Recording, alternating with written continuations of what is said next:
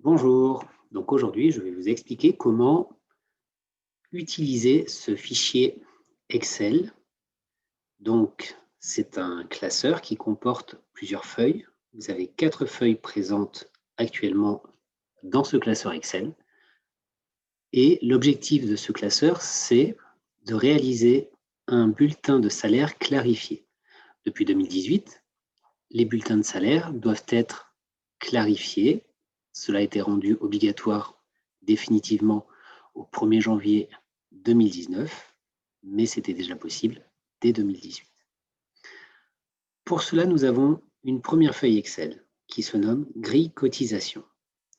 C'est un document qui est à jour, ici, des cotisations 2021. Vous trouverez tout d'abord sur la première colonne le libellé des cotisations. Selon les logiciels que vous utilisez ou selon les sources que vous consultez, ces libellés peuvent varier. Par exemple, pour la maladie, qui est ici en A6, vous pouvez trouver un libellé beaucoup plus long qui va être maladie, maternité, invalidité, décès. Là, pour simplifier les choses, nous avons mis maladie. Ici, nous avons un classement par caisse. Nous avons donc d'abord la CSG-CRDS, puis les cotisations URSSAF et, de manière générale, les cotisations collectées par l'URSSAF. Puis vous avez les cotisations retraite et prévoyance complémentaire. Et enfin, les autres contributions. Donc dans la première colonne, les cotisations. La deuxième colonne, les bases de cotisation. Sur un bulletin de salaire, vous avez des bases qui s'appliquent à un taux qui nous donne le montant de la cotisation à retenir. Plusieurs types de bases. Vous avez les bases particulières pour la CSG-CRDS, on y reviendra plus tard. Salaire total, c'est donc le brut total, pas uniquement le salaire de base, c'est bien le brut total. De 0 à 1 PMSS. Donc là, il faut reprendre votre cours, vos explications sur le traitement des tranches de cotisation. Donc de 0 à 1, cela correspond à la tranche A ou la tranche 1. Vous avez ensuite pour l'assurance chômage et la GS, tranche A plus B qui sont égales à maximum 4 plafonds, de 0 à 4.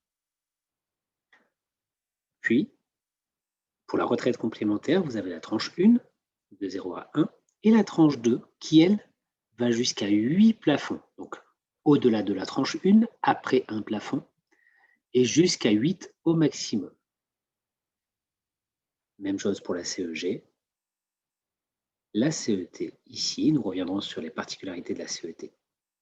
Pour la PEC, on est sur 4 plafonds maximum, comme l'assurance chômage et la GS, et ainsi de suite. Ensuite, vous avez les parts, c'est-à-dire les taux de cotisation. Certaines cotisations sont financées exclusivement par le salarié, par exemple la CSG. Certaines cotisations sont financées exclusivement par l'employeur, par exemple la maladie.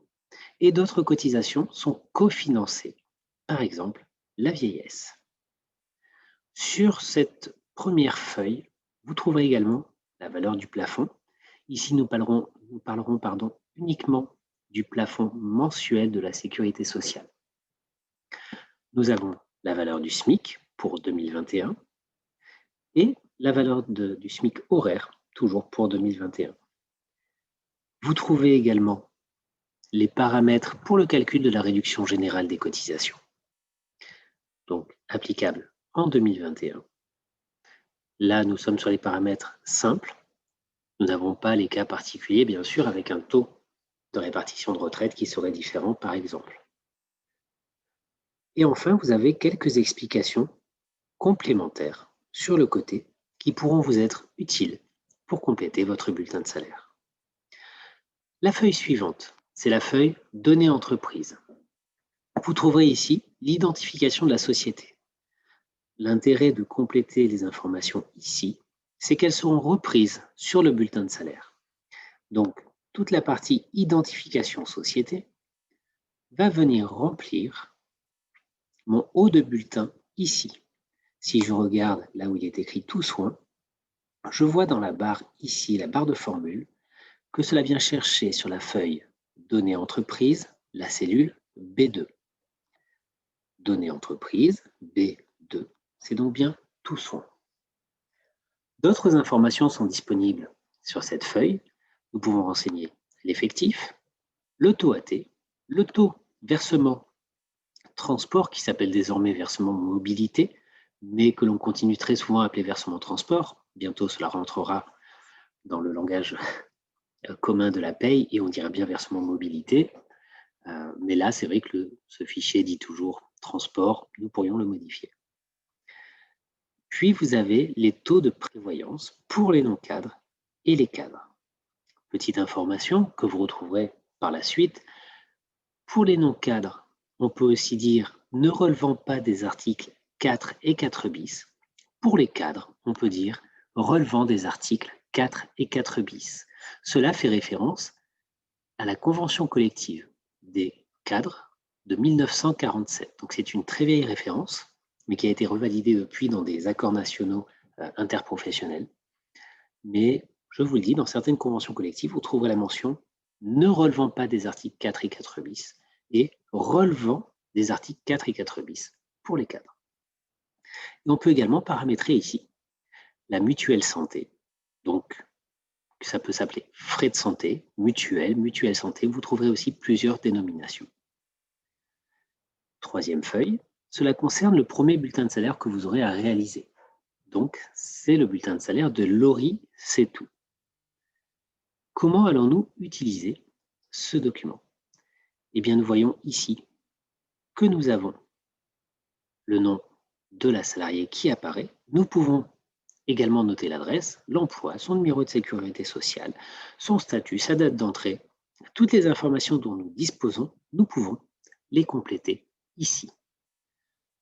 Ensuite, vous avez le salaire de base que vous pouvez renseigner et d'autres lignes de salaire brut que vous pouvez également compléter. Alors, je vais tout d'abord saisir ici sa durée du travail mensuel. Vous pouvez saisir directement 151,67, mais vous pouvez également saisir le vrai calcul de la mensualisation, 35 heures fois 52 semaines, divisé par 12. Divisé par 12. Donc on voit que cela fait 151,666 à l'infini, que je vais mettre en format, on va dire, comment il s'appelle déjà ce format? Format comptabilité, ici. Et donc, il y a 151,67 qui apparaît. Pour le salaire, je vais saisir un salaire de 1 778 €. Vous voyez que là, dans mon total brut, pour l'instant, rien n'apparaît. Je vais mettre une somme qui va venir me prendre toutes ces cellules et qui va additionner toutes ces cellules. Si je mets un montant négatif ici, imaginons que mon salarié a eu une absence de moins 500 €, cela vient se déduire ici. Et si j'avais saisi une prime de 500 €, cela vient s'augmenter. Pour l'instant, je vais faire ce bulletin de salaire uniquement avec ce salaire de base. Donc, un salaire à 1 778. Pour une personne qui gagne 1 778 €, elle gagne, et pour une personne à temps plein, elle a un salaire qui est inférieur au plafond de la sécurité sociale. Si son salaire est inférieur au plafond, alors la tranche A est égale au salaire et la tranche B est égale à 0.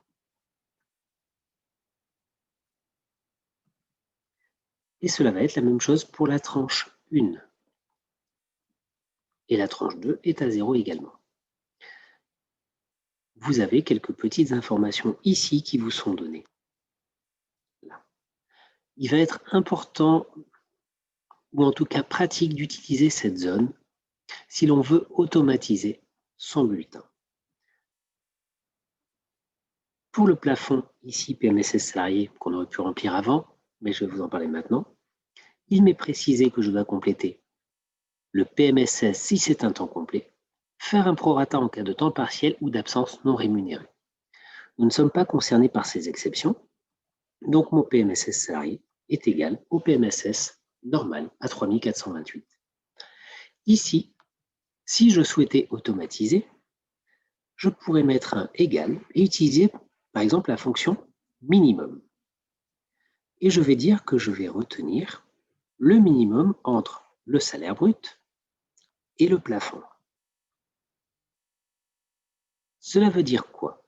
Si mon salaire est de 4 000, eh bien, la valeur de la tranche A, vu que le salaire est supérieur au plafond, sera de 3 428. En utilisant la fonction minimum, il vient chercher 3 428 si j'avais mis 4 000 ici. Mais ici, mon salaire est inférieur au plafond, et c'est bien ce salaire qui doit venir en tranche A. Donc la fonction minimum peut intervenir ici pour définir la tranche A, et on pourrait faire la même chose au niveau de la tranche 1. Il serait possible également de paramétrer la tranche B par différence entre le salaire et la tranche A, mais attention, si l'on s'arrêtait simplement à ce calcul, qui serait salaire moins tranche A, cela serait juste jusqu'à 4 plafonds. Si mon salarié gagnait plus de 4 plafonds, alors il ne me ferait pas le plafonnement à 4 PMSS. Pour cela, il faudrait que j'utilise une fonction de si. La fonction si ne sera pas présentée ici. Je vais faire la même chose là. Et regardez, si je mets un salaire à 4 000 €, alors ma tranche A et ma tranche 1 passent à 3 428 et ma tranche B et ma tranche 2 à 572 €. Donc jusqu'à 4 plafonds, pardon, jusqu'à 4 plafonds en tranche B et jusqu'à 8 plafonds en tranche 2, cela fonctionne. Au-delà, ce n'est plus juste. Je remets le salaire à 1 778 €. Maintenant, pour l'organisation de mes cotisations, j'ai mes lignes qui sont inscrites ici, mes libellés, pardon, sur chaque ligne, et je dois indiquer la base, le taux, et faire le calcul avec la part salariée. Donc, je vais commencer par m'occuper des bases et des taux, et je passerai au calcul par la suite. La base de la maladie, je vais dans ma grille des cotisations, et je constate que c'est le salaire total. Donc, je mets le salaire total. Pour l'incapacité, invalidité, décès, c'est en tranche A plus en tranche B. C'est écrit au niveau de ma feuille données entreprise. Je vais donc chercher A plus B. Oui, je n'ai rien en tranche B, mais si je devais dupliquer cette feuille et avoir un salarié qui gagne au plus de la tranche A, alors mon calcul serait juste. Pour la complémentaire santé, je retourne voir dans données entreprises ce qui avait été saisi. Et bien là, j'ai une assiette particulière, une base ici, qui est une base forfaitaire à 83 €. Donc c'est cette base que je vais venir chercher. Je pourrais bien sûr taper 83 directement, mais je peux aussi utiliser cette feuille. L'accident du travail. En accident du travail, ma base, c'est cette ligne-là, c'est le salaire total. Et je vais continuer à aller chercher mes bases, les unes après les autres, si je ne les connais pas, sur cette grille des cotisations. Pour la suite, je ne vais pas faire les allers-retours d'une feuille à une autre, mais je vais continuer à expliquer oralement quelle est la bonne base. La sécurité sociale plafonnée, ça sera la tranche A ou une indifféremment. La sécurité sociale déplafonnée, ça veut dire salaire total. La complémentaire tranche 1, que je viens chercher ici. La complémentaire tranche 2, celle de dessous. La CET, alors attention, la CET, elle n'est due que si le salaire est supérieur au plafond ou elle n'est due uniquement si le salaire dépasse la tranche 1 et donc s'il y a une tranche 2 qui existe. Donc je peux automatiser ce calcul ou je peux aussi me dire, eh bien là je vois que je n'ai pas de tranche 2, je ne dépasse pas le plafond, alors je ne mets rien.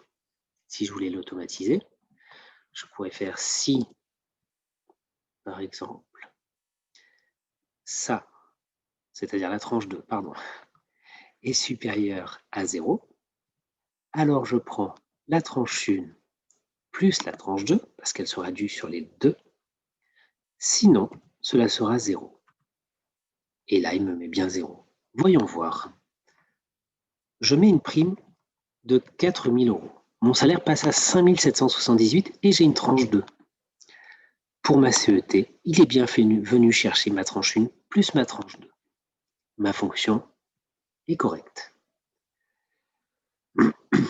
Supplémentaire ici au niveau de la retraite.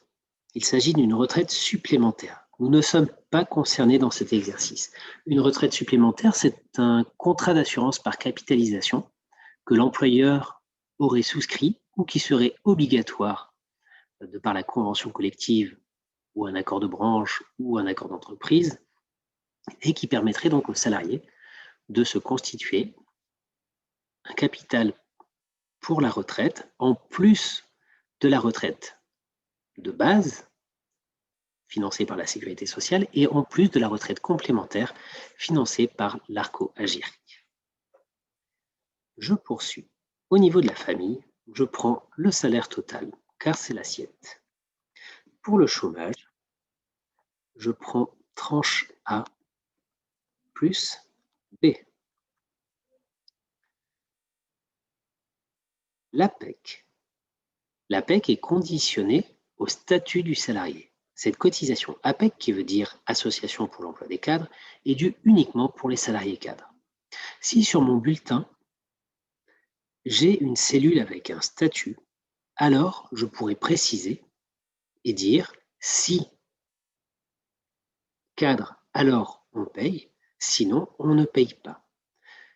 Imaginons ici que je me rajoute une cellule statut, sans faute, statut, et là je vais écrire non cadre, et à côté je vais dire noter, pour me mettre un petit pense-bête, cadre ou non cadre. Ok, hop, on va garder le même principe, et puis on va mettre une petite couleur ici aussi. Maintenant, comment je peux paramétrer ça, automatiser un peu? Eh bien, je vais mettre égal si dans ma cellule ici, il est écrit cadre. Alors, je vais venir chercher la tranche A plus la tranche B, car l'APEC se paye sur la tranche A et la tranche B lorsqu'on est cadre. Et sinon, le sinon, ça veut dire s'il n'est pas écrit cadre, donc écrit non cadre, cela sera 0. On peut ne rien mettre si on veut dire que c'est écrit 0, mais juste point virgule et la parenthèse. Et là, on voit bien que rien ne s'est déclenché. Pour vérifier que c'est juste, je vais écrire cadre. En saisissant cadre ici, j'ai ma base qui s'est renseignée.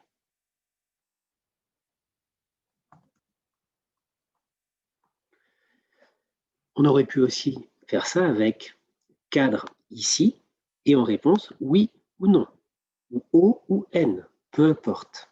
Et après, le paramétrer correctement dans la fonction si. Pour les autres contributions dues par l'employeur, j'y viendrai après. Les cotisations statutaires ou prévues par la convention collective. Cela peut correspondre à des cotisations qui vont financer, par exemple, le paritarisme ou le dialogue social au sein de la branche d'activité. Donc, si on est concerné par ce type de cotisation dans notre convention collective, ça doit apparaître distinctement ici. Ce n'est pas le cas pour nous. Pour la CSG, CRDS, déductible de l'impôt sur le revenu. Je vous ai dit tout à l'heure, et c'était écrit dans la grille des cotisations, je vous remontre, base particulière.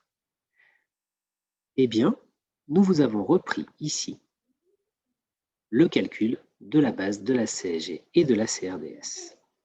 Il faut faire salaire brut moins le montant des heures sup ou des heures complémentaires. Ici, nous n'en avons pas, donc uniquement salaire brut, multiplié par 0,9825. Pourquoi? Car la CSG-CRDS est une cotisation fiscale, c'est de l'impôt, et elle bénéficie, cette cotisation, d'un abattement pour frais professionnels qui est de 1,75%. Et pratiquer l'abattement de 1,75% revient à multiplier par 0,9825. Ensuite, on ajoutera les cotisations patronales de prévoyance et de mutuelle. Mais cette dernière partie du calcul ne bénéficie pas de l'abattement de 1,75%. Alors, donc dans ma cellule ici, je vais faire égal salaire multiplié par 0,9825 plus la part patronale de prévoyance. Eh bien, on va la trouver ici. Ça correspond à la complémentaire incapacité, invalidité, décès, plus la part patronale frais de santé ou mutuelle, c'est celle de dessous. Pour l'instant, effectivement, il n'y a rien. Mais quand je vais noter les taux tout à l'heure, eh bien, le calcul va se faire et cela va venir s'ajouter à ma CSG-CRDS. J'ai dessous une autre ligne, CSG-CRDS non déductible de l'impôt sur le revenu hors heures sup et heures complémentaires. C'est le même calcul qu'au-dessus. Donc, je fais égal ceci. Ma ligne suivante correspondra à la CSG-CRDS sur heures sup non déductible de l'impôt sur le revenu. Si jamais nous avions des heures supplémentaires, il faudra appliquer le calcul qui est noté là.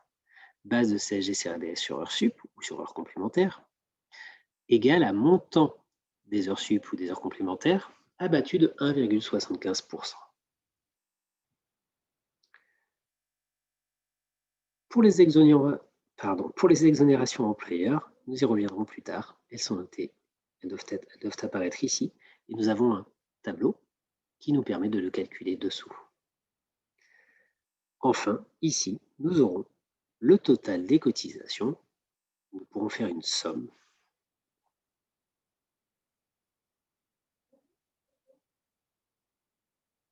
Ici, de tous les éléments.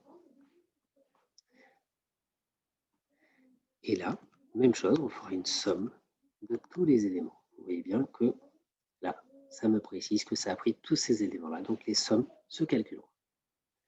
Maintenant que j'ai renseigné mes bases, mes assiettes de calcul, je vais renseigner les taux. C'est parti. Première ligne, sécurité sociale, maladie, maternité, invalidité, décès. Ce taux, soit je le connais par cœur, soit je vais le chercher ici, dans ma grille des cotisations. Eh bien, on voit que côté salarial, il n'y a rien. Alors, je peux le sélectionner, le rien, ou je peux ne rien mettre. Côté patronal, première difficulté, on voit que dans la grille des cotisations, j'ai salaire inférieur ou égal à 2,5 SMIC, alors 7. Salaire supérieur à 2,5 SMIC, alors 13. Je peux le saisir. Je peux directement dire c'est 7. Je pourrais dire ça. Mais je pourrais aussi l'automatiser. Pour automatiser ce calcul qui va être lié au SMIC, et là on parle de SMIC, alors mensuel dans notre cas, eh bien je vais pouvoir utiliser ce tableau ici, qui est un tableau de détermination du SMIC. Alors c'est encore écrit SMIC Fillon, on va dire que c'est le SMIC applicable au calcul de la réduction générale des cotisations et qui sert également au calcul du taux de la cotisation patronale maladie et du taux de cotisation patronale des allocations familiales. Mon SMIC, eh bien là, je peux dire que mon SMIC temps complet, il est égal à, je vais dans ma grille des cotisations et je le récupère, 1554,58. En petit 2, prorata durée du travail. Durée contractuelle divisée par 151,67. Pour notre salarié, vu qu'il travaille 151,67, 151,67 divisé par 151,67, 1. Si pas d'absence, pardon, petit 3, prorata absence. Si pas d'absence, 1. Sinon, un prorata réalisé. Pour l'instant, on ne va pas se poser la question de comment se calcule ce prorata. On va mettre 1 car il n'y a pas d'absence. S'il y avait des heures supplémentaires ou complémentaires, il faudrait prendre le nombre d'heures sup. S'il a fait 10 heures sup, je prends 10, multiplié par le taux horaire du SMIC. Sans majoration, même si les heures sup sont majorées, dans notre calcul, ici, il n'y a pas de majoration. Donc nous, c'est 0. Ce salarié n'a pas fait d'heures sup. Et enfin, pour déterminer le SMIC, ici, on va faire SMIC temps complet, petit 1, multiplié par petit 2, le prorata durée du travail, multiplié par petit 3, le prorata absence, plus les heures sup ou heures complémentaires fois le SMIC, le petit 4. Ceci vous est expliqué là, 1 fois 2 fois 3 plus 4, et ici. Le seuil d'appréciation maintenant du taux réduit de cotisation patronale maladie, c'est le montant du dessus, le montant du SMIC, multiplié par 2,5. Et dessous, pour le seuil d'appréciation du taux réduit des cotisations patronales d'allocation familiale, c'est notre SMIC, multiplié par 3,5. Comment utiliser ce montant? Eh bien, si mon salaire est inférieur à 3 886,45, alors le taux applicable est de 7. Sinon, il sera de 13. Je peux donc automatiser et dire si, entre parenthèses, mon salaire est supérieur à 3 886,45, alors je prends le taux de 13. Sinon, je prends le taux de 6. Le taux de 7, pardon. Excusez-moi. Petit test. Prime de 4 000 euros. Il gagne 5 778 euros. C'est supérieur à 3 886. Je paye 13. Je supprime cette prime. Je repasse à 7. Cela fonctionne. Ligne suivante. Complémentaire incapacité, invalidité, décès. Je vous le rappelle, ceci est la prévoyance. Les taux de prévoyance sont notés dans la feuille données entreprises. Donc, côté salarial, égal. Et je vais dans mes données entreprises. Je suis sur un salarié non cadre. Salarial, 0,93. Patronal, je mets égal, plus. Excel reconnaît que plus et égal. Il met la même chose quand c'est au début. Je vais dans données entreprises et je récupère le 1,42 pour le taux patronal non cadre. Pour la complémentaire santé, c'est toujours dans données entreprises et je suis à 50%. Et côté patronal, je suis également à 50%.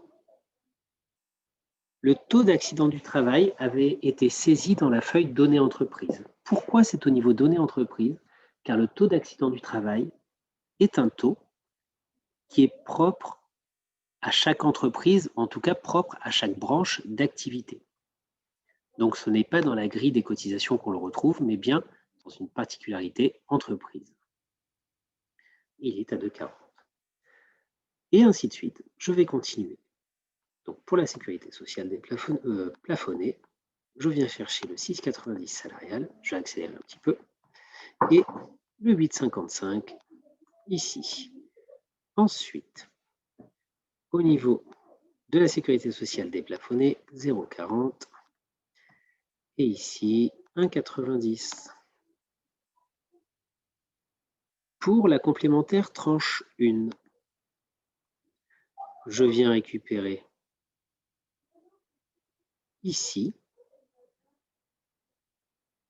la retraite tranche 1 à 3,15 auquel je vais ajouter la CEG à 0,86. Cela m'est précisé ici. Regroupement des lignes sur le bulletin clarifié. Retraite complémentaire plus CEG par tranche, T1 plus T2. Cela sera la même chose côté patronal. Retraite tranche 1 plus CEG tranche 1. Elles sont ensemble. Et au niveau de la tranche 2, c'est la même chose. Je vais déjà le paramétrer ici, même si je n'ai pas de tranche 2 dans mon cas.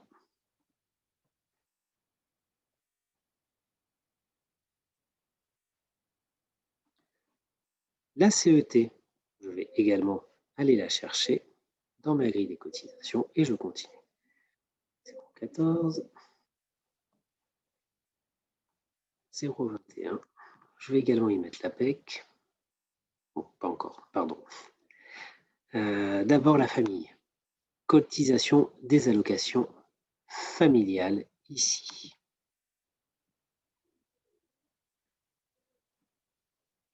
C'est pas à la bonne place, je le remets à sa place. Pour la famille, nous sommes sur la même problématique que pour la maladie.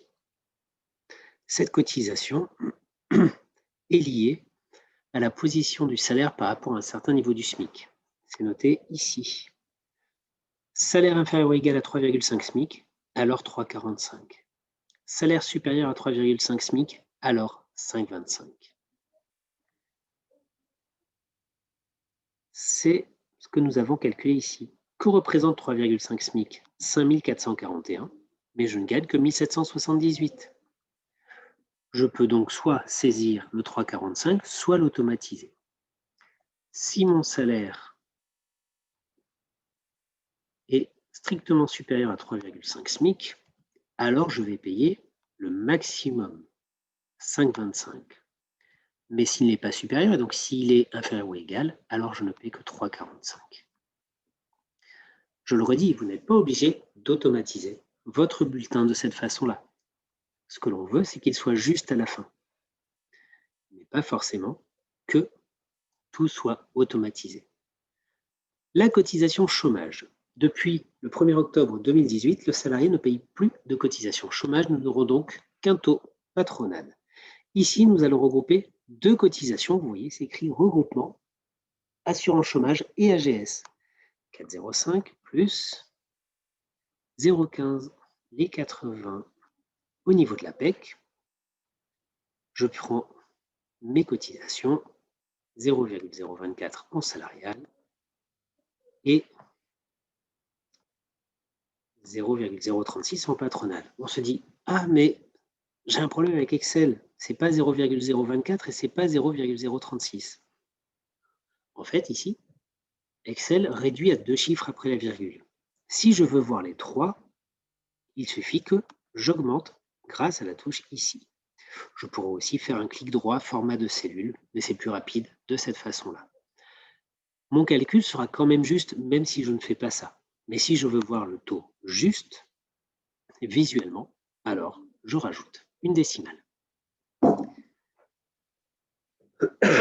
Pour la CSG déductible de l'impôt sur le revenu, je viens chercher donc sur ma grille des cotisations, la CSG est en haut. CSG déductible, c'est celle à 6,80.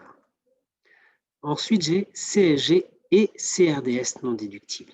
Donc là, ça va être deux cotisations ensemble. Celle à 2,40 plus celle à 0,50 pour arriver à 2,90. Si j'avais des heures sup, ma CSG CRDS sur heures sup non déductible serait en fait égale à la totalité, à 9,70 aux 6,80 plus les 2,90. Je vais déjà le paramétrer. Là, j'ai déjà bien avancé sur la construction de mon bulletin, mais je n'ai pas terminé.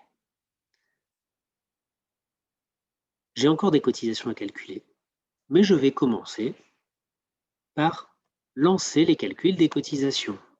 Je prends la base que je multiplie par le taux.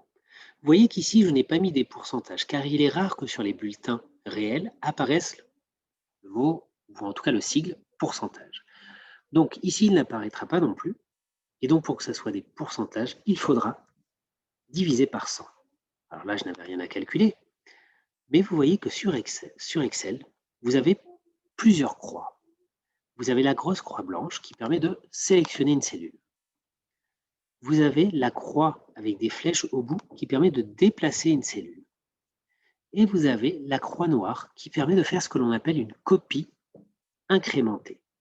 Cela veut dire que ce qu'il se passe dans ma cellule F21, si je le copie, se passera dans mes autres cellules. Et vous voyez, là, le calcul s'est fait. Je vais refaire la même chose ici. C'est égal à la base fois le taux. Je fais entrer. J'ai oublié de diviser par 100. Ça ne marche pas. Je dois diviser par 100. Là, c'est beaucoup mieux. Et ensuite, je mets sur l'angle droit en bas de ma cellule, ma souris. J'ai ma croix noire qui apparaît. Je fais un clic gauche en même temps et je descends pour faire une copie incrémentée. Bien sûr, ce n'est pas obligatoire. Je pourrais très bien faire un copier-coller. Si je fais un copier-coller de cette cellule, CTRL-C, CTRL-V, cela fonctionne aussi. Je fais la même chose ici, CTRL-C, CTRL-V. Cela fonctionne de la même manière. Là, bon, pour ma part, j'utilise la copie incrémentée, car c'est quand même beaucoup plus rapide. Mais quand je change de famille, je réutilise le CTRL-C, CTRL-V, et ensuite, je tire.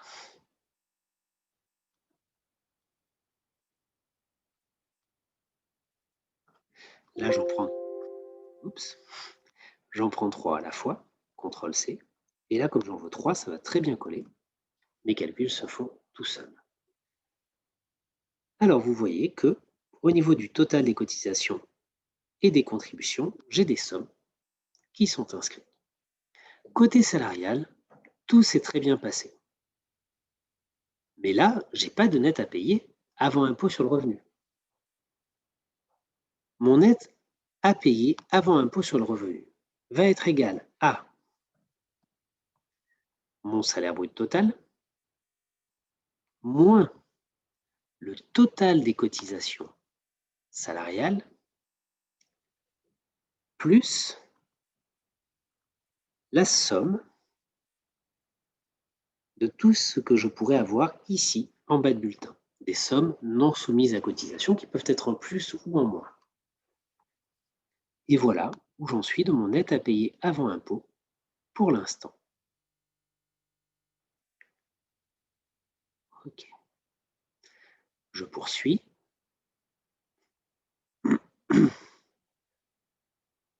On va maintenant passer, pourquoi pas, au tableau 1. Tableau 1. À quoi correspond ce tableau 1? À la cotisation sur le bulletin qui s'appelait « Autre contribution due par l'employeur ». En fait, c'est une ligne sur le bulletin clarifié qui vient regrouper un certain nombre de cotisations patronales qui n'ont pas vraiment d'importance pour le salarié, qui ne lui apportent pas une information déterminante.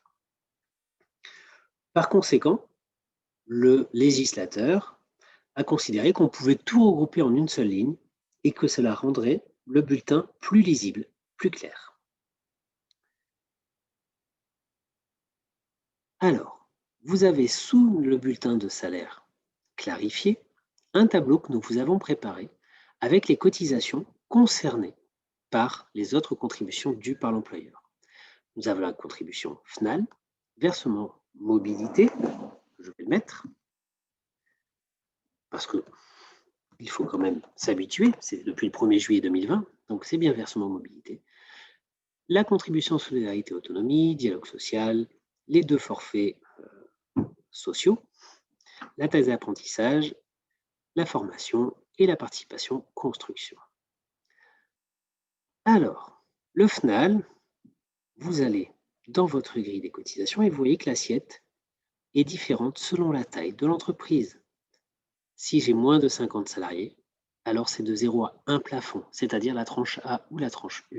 Si j'ai 50 salariés ou plus, cela sera le salaire total. Et en fonction de l'effectif, le taux est aussi différent, 0,10 ou 0,50. Vous pouvez automatiser cela. Égal si, mais ce n'est pas une obligation, je le rappelle. Mon effectif est inférieur à 50, alors le calcul sera sur le salaire plafonné ou la tranche A. Sinon, cela sera sur le salaire total. Et pour le taux, égal si l'effectif est inférieur à 50, alors le taux est de 0,10, sinon il est de 0,5. Et là, j'ai bien mon 0,10 qui apparaît. Le versement mobilité, c'est un taux qui est en données entreprises et qui est ici. Il se calcule sur le salaire total. La contribution solidarité autonomie se calcule aussi sur le salaire total, donc je vais prendre le versement mobilité en base. Le taux, il est de 0,30 et vous le retrouvez au niveau de la grille des cotisations, contribution solidarité autonomie. Le dialogue social, c'est 0,016 qu'on retrouve ici et qui se calcule également sur le salaire total. Hop, salaire total ici. Le forfait social prévoyance et frais de santé. L'assiette de ce forfait social, prévoyance frais de santé, c'est la part patronale prévoyance plus la part patronale frais de santé. En taux, le taux est de 8%, mais attention, il y a une condition d'effectif, c'est uniquement pour les entreprises de 11 salariés et plus. Je peux aussi y mettre une condition. Si mon effectif est inférieur à 11, alors aucun taux. Donc on peut mettre 0 ou on peut mettre rien, deuxième point virgule. Sinon, mon taux applicable est de 8%. Et là, j'ai bien mon 8 qui s'est mis. Le forfait social le forfait social autre, qui va être calculé sur 20%, va se calculer notamment sur les indemnités de rupture conventionnelle, par exemple. Vous avez des explications ici, sur les bases de forfait social. La taxe d'apprentissage se calcule sur le salaire brut total. Il y a quelques cas où on ne sera pas soumis à la taxe d'apprentissage, mais ce n'est pas notre cas ici. Et le taux est à 0,68% que je peux récupérer dans les autres contributions ici. Pour la contribution supplémentaire à la taxe d'apprentissage, c'est à partir de 250 salariés, avec un taux qui est dégressif selon le nombre d'apprentis qu'il y a dans l'entreprise. Mais vu que nous ne sommes pas 250 et plus, nous ne sommes pas concernés. La contribution à la formation se calcule sur le salaire total. Le taux varie selon l'effectif. Je peux encore mettre une fonction si, mais je le répète, s'il vous plaît, si vous ne maîtrisez pas encore suffisamment Excel, ne mettez pas ces fonctions-ci. Si mon effectif est inférieur à 11, alors le taux est de 0,55. Sinon, il est de 1. Moi, normalement, j'ai 1 qui doit apparaître. Et j'ai bien 1 qui apparaît. La participation construction, l'assiette, c'est le salaire total. Et le taux, eh bien, il sera appliqué si mon effectif est de 50 ou plus. Je remets une petite fonction si parce que j'aime beaucoup ça.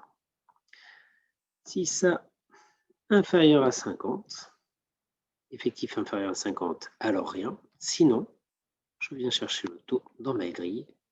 C'est 0,45. OK. Maintenant, je fais les calculs. Base fois taux divisé par 100. On y va. Hop. Et là, une petite somme. Ça vient tout me chercher, 78,17. Pourquoi on a calculé ça déjà? Eh bien parce que ça doit être reporté sur le bulletin de salaire au niveau de la ligne « Autres contributions dues par l'employeur ». Et bien là, je dis que c'est égal à la somme. Ensuite, je dois aussi faire apparaître sur le bulletin de salaire des exonérations de cotisations employeurs. Qu'est-ce que je dois faire apparaître? La réduction générale des cotisations et la réduction forfaitaire des cotisations patronales sur heures supplémentaires. Je vous le dis de suite pour la deuxième ligne, nous ne sommes pas concernés car nous n'avons pas d'heures sup. Nous ne serons concernés que par la première. Pour calculer cette première ligne, nous avons un petit tableau d'aide ici. Tout d'abord, détermination de la RGCP du mois. RGCP, réduction générale des cotisations patronales, et nous devons renseigner le paramètre T, selon l'effectif. Ce paramètre T vous a été précisé au niveau de la grille des cotisations. Je reviens dessus, je remonte. C'était dans ce petit tableau, ici. Le paramètre T, c'est ça, T1 ou T2. Donc, le paramètre T si j'ai moins de 50 salariés ou le paramètre T si j'ai 50 salariés et plus. Alors, c'est égal à si mon effectif est inférieur à 50, alors je vais chercher le paramètre pour moins de 50, 0,3206. Sinon, cela sera 0,3246. OK.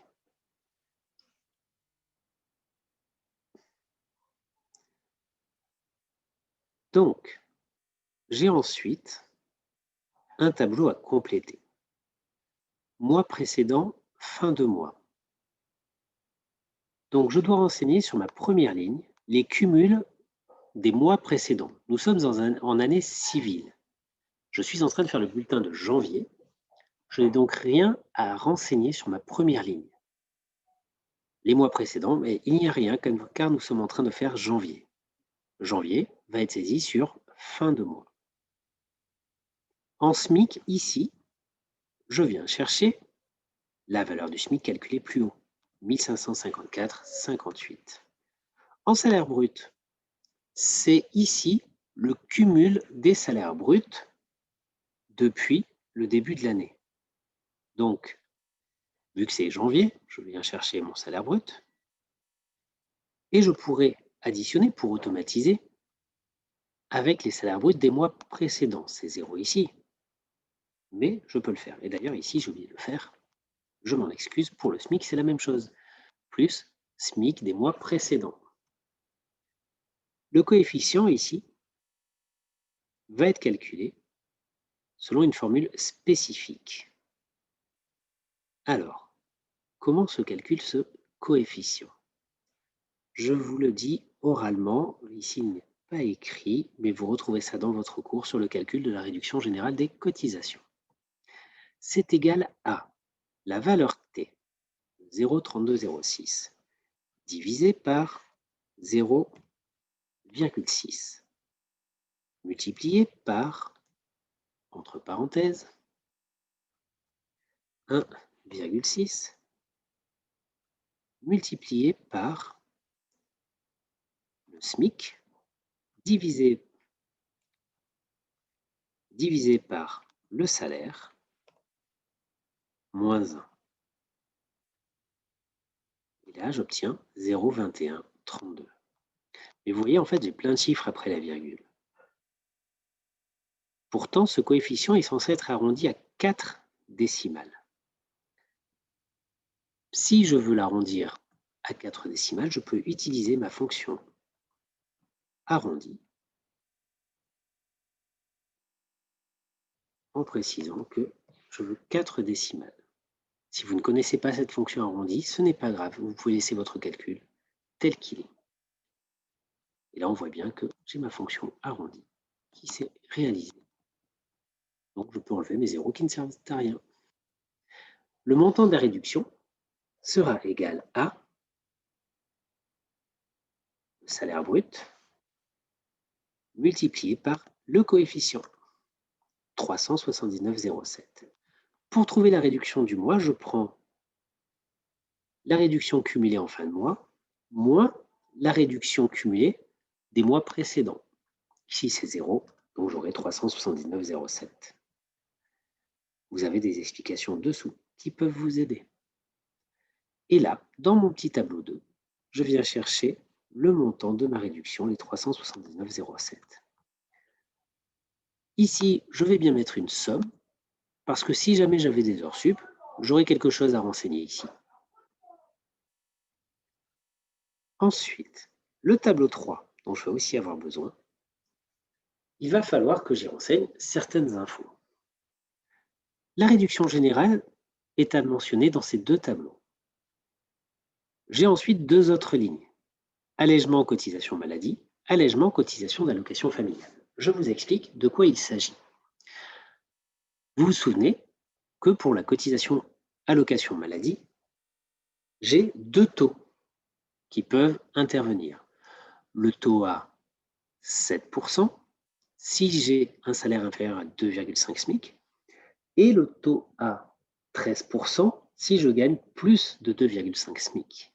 Pour les allocations familiales, un taux à 3,45 pour un salaire inférieur ou égal à 3,5 SMIC et un taux à 5,25 pour un salaire strictement supérieur à 3,5 SMIC. Eh bien, on considère que si jamais on applique le taux réduit, c'est qu'on bénéficie d'un allègement. Il faut donc le valoriser ici. Donc là, vu que mon salarié gagne moins de 2,5 et 3,5 SMIC, il a bénéficié d'un allègement de 6% et de 1,80. On peut l'automatiser avec des fonctions si ou on peut directement le saisir car on sait ce qu'il en est sur notre bulletin.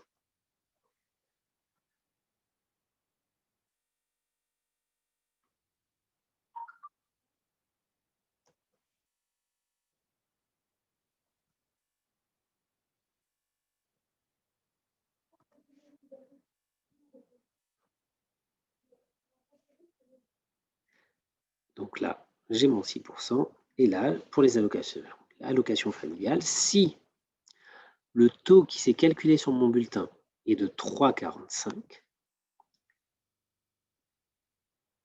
si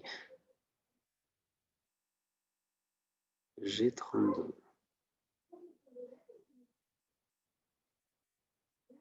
égale 3,45, alors ça veut dire que j'ai bénéficié d'une réduction de 1,80, sinon aucune réduction.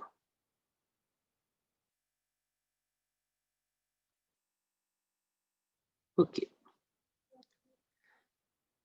Où tout cela doit apparaître? Eh bien, pour les exonérations de cotisation employeur, je viens chercher le tableau 2. Pardon, j'ai fait une bêtise.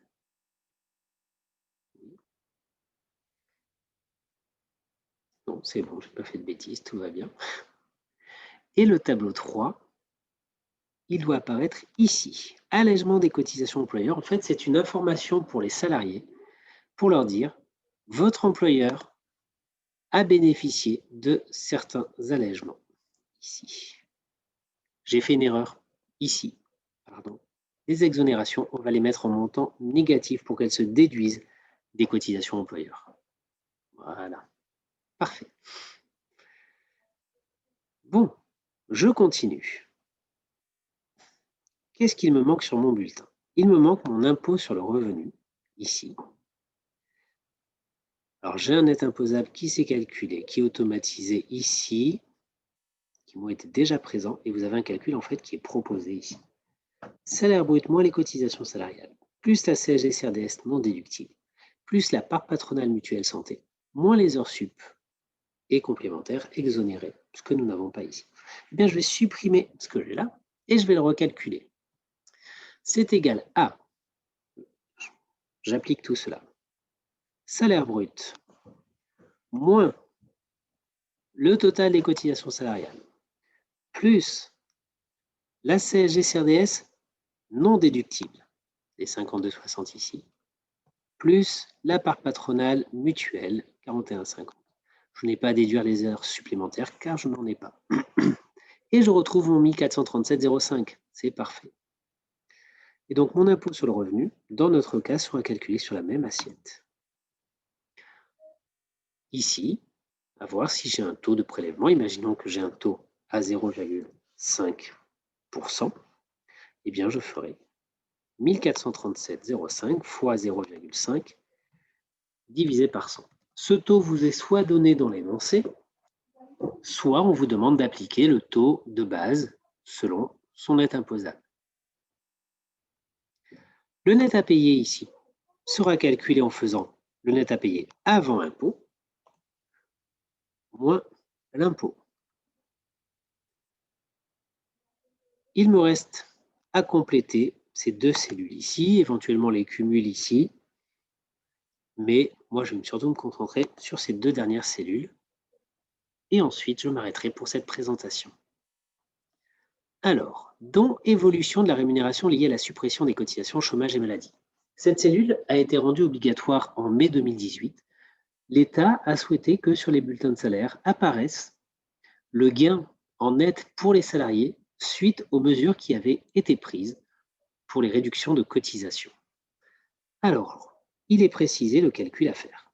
À côté, salaire brut fois 0,75% plus tranche A tranche B fois 2,40 moins la base CSG fois 1,70. Je commence égal salaire brut multiplié par 0,75%. Cela correspond à la suppression de la cotisation salariale maladie. Plus, hop, j'ai oublié la parenthèse, tranche A plus tranche B multiplié par 2,40%.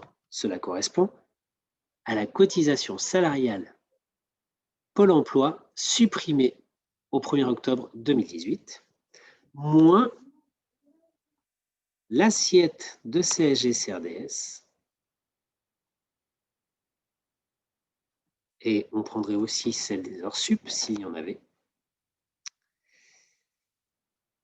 Hop. Multiplié par 1,70%, parce que si l'État avait supprimé certaines cotisations, il avait augmenté la CSG. Et voilà l'économie réalisée par les salariés, l'économie de cotisation ou le gain en net supplémentaire réalisé par les salariés suite aux mesures du gouvernement. Le total versé par l'employeur, pour terminer, cela sera le salaire brut plus le total des cotisations patronales, plus certains éléments de bas de bulletin, comme les titres restaurants et les remboursements de frais pro. Ici, nous n'en avons pas, donc je vais venir chercher mon salaire brut plus mes cotisations patronales ici. Il vous resterait à compléter les congés payés, les cumuls ici. Je m'arrête là pour cette présentation et j'espère que cela vous aura aidé.